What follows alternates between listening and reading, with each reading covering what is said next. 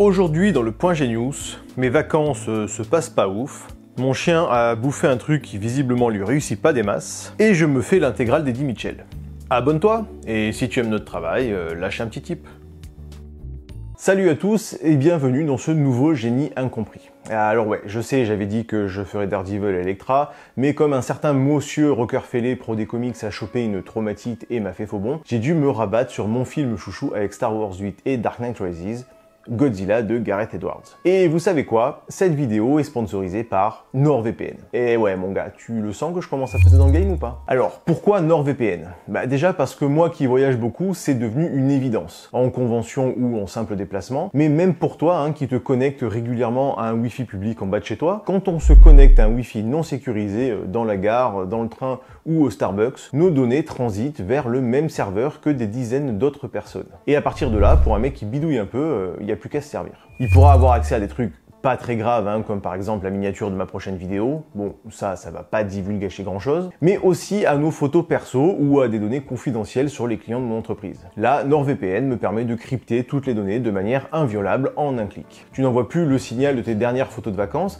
mais une version incompréhensible même par un pirate. Pareil, tu reviens de déplacement, tu as très envie de retrouver ton ou ta chérie, ça fait des jours que vous vous êtes pas vus, et vous essayez d'entretenir la flamme à distance en vous envoyant par exemple des dick pics, avec le consentement de chacun bien entendu. Vous n'avez pas forcément envie qu'on vous pirate votre intimité. Et ça ralentit même pas la connexion. Et avec l'explosion du télétravail, les cyberattaques se sont multipliées. Et de la même manière que les antivirus sont devenus incontournables, les VPN ajoutent une couche de sécurité devenue quasi indispensable. Il suffit juste de choisir le serveur où tu veux te connecter, en France, en Belgique ou partout où tu me regardes, mais aussi à partir d'un serveur distant, aux US ou au Japon par exemple. Il y a plus de 5000 serveurs, il n'y a plus qu'à choisir. Ce qui te permet d'avoir accès à des catalogues de streaming spécifiques à certains pays. Vidéos YouTube exclusives à certaines régions, manga, catalogue de plus de 2000 films et séries supplémentaires sur Netflix sur le catalogue US par rapport à la France, avec des exclusivités sur des films de monstres dignes des plus grands chefs-d'œuvre. Mais ça va même encore plus loin et encore plus génial je trouve. Ce sont les promos comme par exemple sur les Lego. Il y a souvent des prix de dingue par exemple en Allemagne dont tu vas pouvoir également bénéficier en te connectant directement là-bas. Et pour moins de 3 balles par mois,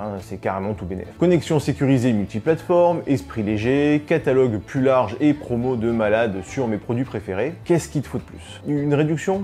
Encore? Tu peux cliquer sur le lien en description pour obtenir un abonnement de 2 ans plus 4 mois supplémentaires tout en profitant d'une énorme réduction. 4 mois, un tiers d'année cadeau. C'est pour moi, ça me fait plaisir. C'est mon cadeau pour les 50 000 abonnés.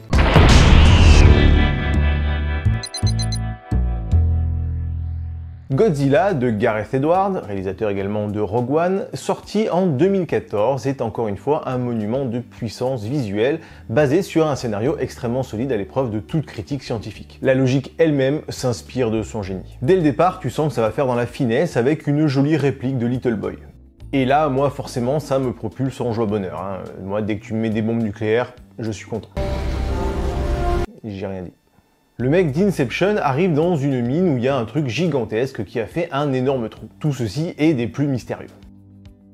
On découvre ensuite un gamin mal élevé qui laisse traîner ses Lego par terre, alors qu'on sait très bien que les Lego c'est sur une table et c'est marre. C'est le fils de Hal, ingénieur nucléaire américain détaché au Japon. Je suis ingénieur. Il est très préoccupé par un signal très étrange dont lui seul se soucie visiblement, et du coup il n'a pas le temps pour son fils qui lui a préparé une jolie banderole pour son anniversaire.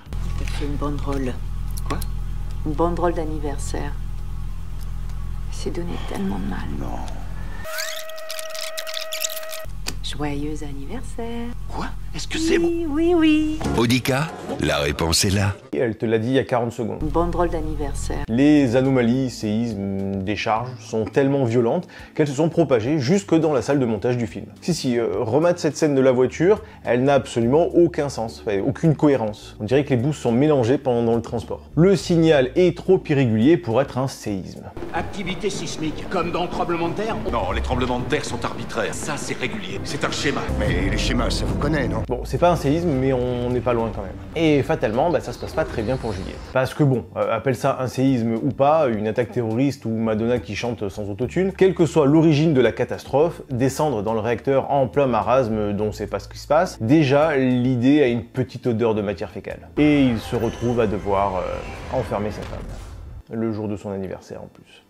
C'est pour ça que je bosse jamais le jour de mon anniversaire. Voilà, pour éviter ce genre de truc justement. Ah là là là là là là, moche, moche. Bon, finalement, c'est pas juste une fuite, mais c'est un poil plus grave. Donc bon, quoi qu'il arrive, fallait être très con déjà pour se lancer dans ce genre d'aventure. Mais même sans ça, rien ne dit qu'elle s'en serait sortie du coup. On se retrouve 15 ans plus tard. Le gamin, c'est maintenant Aaron Taylor Johnson, un militaire spécialiste des bombes. Il rentre de mission et retrouve, tiens, sa sœur, Wanda. Et apparemment, ils vivent ensemble. Oui, pourquoi pas. En même temps, le mec est militaire, il est tout le temps en déplacement, il va pas s'emmerder à avoir un appartement à lui. Après, c'est bizarre parce que la gamine, on l'a pas vue au début et... Vous faites quoi là? Ah non, il est marié à sa sœur. Mais ça se passe à Roubaix ce film ou quoi? En même temps, bon, le film est réalisé par Gareth Edwards, Star Wars, Luke et Leia. Mais je peux pas regarder ça. Déjà que quelqu'un d'autre que moi embrasse Elisabeth Olsen, non. Mais là, son ref. Heureusement, on arrête la gerbe, il doit repartir direct au Japon puisque son père c'est Carlos Ghosn. Il est en prison. Joe s'est fait arrêter au Japon. Ah mais non, mais arrêtez ça! Forcément, Walter White a un peu tourné la carte depuis un moment. Façon X-Files, il veut la vérité sur la mort de sa femme 15 ans plus tôt. Et bien sûr, il n'y a que lui que ça intéresse. Pas que la mort de sa femme, mais bon, il y a quand même une légère petite catastrophe, quoi. Une centrale nucléaire est entièrement rasée, mais tout le monde le vit bien, bisous. J'ai même pas une seule photo de ta mère. Tiens, t'en veux une? Elle a fait plein d'autres films. Ah bah voilà, le premier venu, voilà. Avec Jean Reno, justement. Jean Reno, Godzilla. Du coup, Hal explique à son fils là, je suis le seul à avoir repéré une bestiole de 17 étages dans le pays où il y a tellement de sismographes qu'ils savent même quand tu te branles, et il faut que j'aille récupérer des données qui sont peut-être encore là depuis 15 ans. Kick-Ass, lui, il est pas chaud du tout, il s'en tape de la mort de sa mère. Mais ils partent quand même. Ils avancent au calme dans un lac contaminé au pied des villes. Fuck la communauté internationale. Là, il y a un seul gars que ça intéresse. On découvre alors que, merde, en fait, c'était pas radioactif. Voilà, c'est juste abandonné, sans raison. Alors ça, pour les jeunes qui t'en regardent, ça s'appelait un lecteur zip. Voilà, c'est environ 1% de capacité de ça. Ah ben, la voilà la photo. Les autorités construisent une nouvelle centrale sans que personne ne soit au courant, et ils se font de nouveau arrêter et ramener pile au lieu censé être tenu ultra secret. Walter White est très mécontent, et bien sûr, c'est le seul qui sait à peu près ce qui se passe. Puisque bien entendu, tous les autres sont simplement des figurants, personne ne se pose la question. Non mais moi je suis d'accord, de toute façon, l'intuition d'un mec tout seul vaut toujours plus que des données récoltées par des millions de chercheurs. C'est ça la science aujourd'hui. Un mec sur le terrain, et pas sur les plateaux télé. Le mec du dernier samouraï veut tuer la bête, un coup de taser et fin. Merci à vous d'avoir regardé... Ah merde, non, en fait, ça l'a pas tué, ça l'a juste réveillé. Et on a une grosse mythe qui sort. Une grosse quoi? Mythe. Et qui coupe l'électricité et arrache toutes les grues posées à la One Again qui tombent sur des gens. Ah oui, c'est vraiment une très très grosse mythe. Une grosse quoi? Mythe. Walter est blessé et il meurt. Alain Chamfort prend alors le contrôle des opérations. Donc je résume, Godzilla existe depuis des millions d'années, à l'époque où la Terre était beaucoup plus radioactive naturellement que maintenant. On l'a découvert au fond de l'océan dans les années 50, les essais nucléaires en fait c'était juste pour lui fumer la gueule. La mine au début a réveillé un parasite géant qui s'est précipité dans la centrale nucléaire la plus proche, celle de Hal au Japon, pour se nourrir de... Fuel radioactif. Si, c'est comme ça que fonctionnent les centrales nucléaires, avec du... Fuel radioactif. Et comme si ça suffisait pas, ces saloperies peuvent envoyer des attaques électromagnétiques. Et donc maintenant, la super organisation ultra secrète qui étudie ces bestioles depuis les années 50 a besoin du savoir de Walter White via son fils, puisque Walter vient de canner, parce que depuis 15 ans, ils se sont pas dit que ça aurait été une bonne idée de l'interroger directement, de l'embaucher, voire même pour ses connaissances. Toujours le même problème, des coupes budgétaires dans l'administration. Bref, fort heureusement, Kick-Ass se souvient de la seule information qu'il a retenue de son père, et qui, ça tombe très bien, est la seule information qui manque à Monarch. Le mode de communication des mutos, les courbes qu'on a vues au début du film. À Hawaï, un gamin se pomme comme un boulet dans le métro, mais fort heureusement, Kick-Ass était là, lui file une figurine et promet à ses parents de lui ramener très vite. L'armée découvre la grosse mythe. Une grosse quoi? Mythe. En train de boulotter des ogives nucléaires sous un sous-marin comme des tic-tac. Elle envoie des grosses décharges d'EMP qui détruisent tous les systèmes électroniques des avions qui l'attaquent, et comme si c'était pas suffisamment joyeux, un tsunami se prépare. Et Godzilla s'invite à la teuf. L'eau envahit les rues et on découvre vaguement le monstre. Je voudrais pas faire ma raclette, mais la soirée s'annonce pas super. L'électricité repart, le train aussi, mais malheureusement, la grosse bestiole détruit le pont et comme d'hab, hein, des figurants lambda meurent. Et là c'est carnage, hein. La bestiole arrive à l'aéroport et carrément un avion qui explose et Godzilla débarque également. Il est pas joyeuse du tout, hein, et c'est la bagarre en plein Hawaï. Donc là, Honolulu maintenant c'est Vierzon, sauf qu'il fait beau et chaud. Et Quicksilver a toujours le gamin. Et finalement, il ne l'a pas rendu à ses parents. Il va donc chercher à le vendre. Sauf qu'il le sent venir, hein, le plan foireux, ce sale chiard. Du coup, il se barre. Ah non, c'est bon, il retrouve ses darons. Ouais, donc cet arc narratif était totalement inutile. Le lézard se dirige maintenant sur San Francisco. Bien entendu, Ken comprend tout de suite, hein, Mothra veut bouffer du plutonium. Et le repas est déjà servi, donc le truc ravage Vegas. Et Ken comprend que Godzilla est en fait notre pote. Et bien sûr, les militaires, hein, veulent lui éclater la gueule au truc, hein. C'est leur but dans la vie, la bagarre. Rien à péter des trucs de gonzesse, hein, genre discuter. Il faut sortir l'artillerie, hein, faut montrer qu'on en a une grosse. Une grosse quoi? Bite. On arme donc un gros missile à l'air libre, hein, sans caisson de confinement, histoire de bien attirer les moustiques géants sensibles aux radiations. Pour fêter l'arrivée de la bestiole, on organise une sorte de gros Woodstock, hein. Même les avions se garent n'importe où. On achemine alors la super bombe dans son missile que normalement tu peux lancer de l'autre bout de la planète et diriger au poil de cul sur le service AT de Tata Simone sans réveiller les voisins, sur un train que même en Inde ils veulent pas prendre tellement le truc a l'air dangereux. Heureusement, Alain Chamfort... Je suis navré, docteur.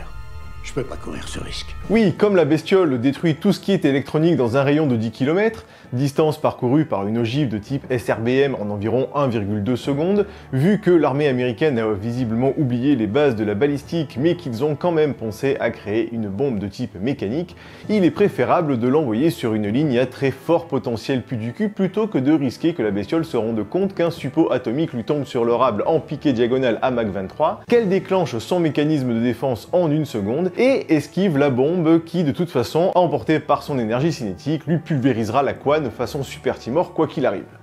C'est plus sûr. Je suis navré, docteur.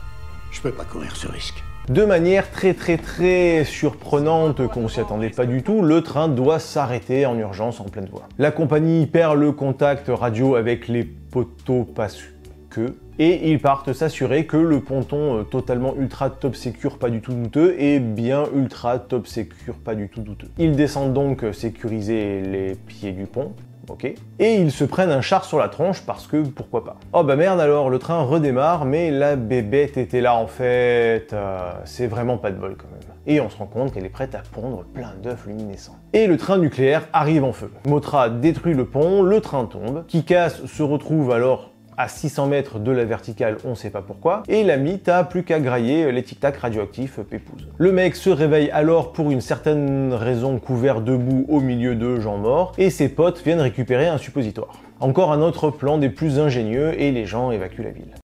Tu te souviens de Laura, chérie? Maman travaille avec elle. Oui, en fait, il a juste passé la journée avec elle, a priori. On lance alors une opération militaire au milieu des gamins. Bon, si, tout va bien. Enfin, en tout cas, moi, j'aurais fait pareil. Là, les mecs se mettent à tirer dans tous les sens, comme ton pote Bourras à 3h du matin qui sait plus viser les chiottes. Mais heureusement, Godzilla est là pour protéger le bus des gamins contre les tirs des gogoles. On arme la bombe nucléaire juste avant le MP, qui détruit tous les systèmes électroniques, donc, et tous les avions tombent encore. Mothra se fait un petit peu de thunes chez Red Bull, et le mâle apporte un tic-tac au polonium à la femelle. Perso, je trouve ça ultra mignon. Encore un peu de blabla histoire de recadrer un peu, faudrait quand même pas que ce magnifique scénario parte dans des trucs incohérents. On voit alors des mecs toujours au bourreau, bah oui, fallait rendre les PowerPoint avant vendredi, donc... Et ça y est, on va pouvoir enfin assister à un super combat de gros bourrins, et non, les portes se ferment. Finalement, on fait un peu de deltaplane, parce qu'il faut arriver à la verticale. Ils n'y avaient pas pensé avec la bombe, mais là ça marche. Et par miracle, il n'y a plus personne dans les rues. Et là, Godzilla, il chope la mythe. Il y a plein de bébés mythes accrochés à la radioactivité de l'ogive que les guignols ont perdu un peu plus tôt. Et il reste 27 minutes avant qu'elle explose en pleine ville. Là, Godzilla met la misère à une des mythes, mais se fait attaquer par une autre. Pendant ce temps, les Gugus Centrei doivent désamorcer la bombe, mais ils n'arrivent pas à l'ouvrir. Ça vient pas. C'est verrouillé. Ils vont donc devoir la transporter comme antérieurement sus expliqué. On n'a pas le temps, faut le transporter et l'amener au bateau. Plan A. Porter une bombe de plus de 100 kg dans les décombres, escalader une hauteur de plusieurs centaines de mètres de ruines, la déplacer sur plusieurs kilomètres à travers la ville dévastée, le tout sans véhicule, Trouver un bateau, la charger, démarrer le bateau, partir au loin avec le bateau, le tout en 27 minutes parce qu'on n'a pas le temps. Plan B, trouver n'importe quel putain de bout de ferraille dans tout ce merdier, en faire un levier pour ouvrir les portes déjà à moitié pétées, bloquer le mécanisme, rentrer boire une bière. Plan A. Je suis navré, docteur. Je peux pas courir ce risque. Pendant ce temps, Godzilla se fait mettre la misère par les deux saloperies, bientôt rejointes par tous les bébés. Mais fort heureusement, il y a juste un camion d'essence garé juste en dessous. Kick-Ass a juste le temps d'escalader les 200 mètres de ruines avant que tout explose, parce qu'en fait il y avait sûrement 62 autres camions remplis d'essence également sous le premier qu'on n'a pas vu. Et Maman Mythe se précipite voir ses bébés finis en grillade. Godzilla qui vient de manger un magasin de guirlandes ou qui vient de trouver comment débloquer un cheat code, je sais pas, se met à cracher du feu. Maman Monstre se fait fumer, l'autre aberration volante vient la venger, mais Gogo l'éclate comme un moustique dans un immeuble qui finit par s'écrouler sur lui. Mais voilà, la grosse mythe... Une grosse quoi? Mythe. Veut récupérer son tic-tac nucléaire. Kick-Ass a finalement trouvé une jolie barre à mine ou équivalent, mais non, toujours plan A. Mais Mothra lance une nouvelle EMP. Le bateau s'arrête alors et Godzilla arrive finalement pour lui défoncer la bouche salement. Le bateau repart alors tranquille. Gogo, certainement terrassé par le génie de ce film, rend les armes. Quicksilver, qui est au bout de sa vie, se fait sauver. Et la bombe explose comme prévu au large. Bravo les gars.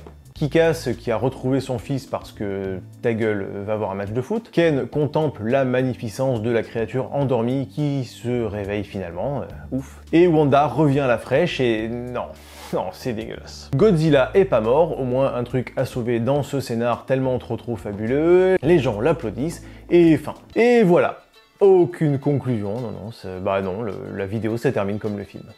Des bisous et n'oublie pas que le génie est partout.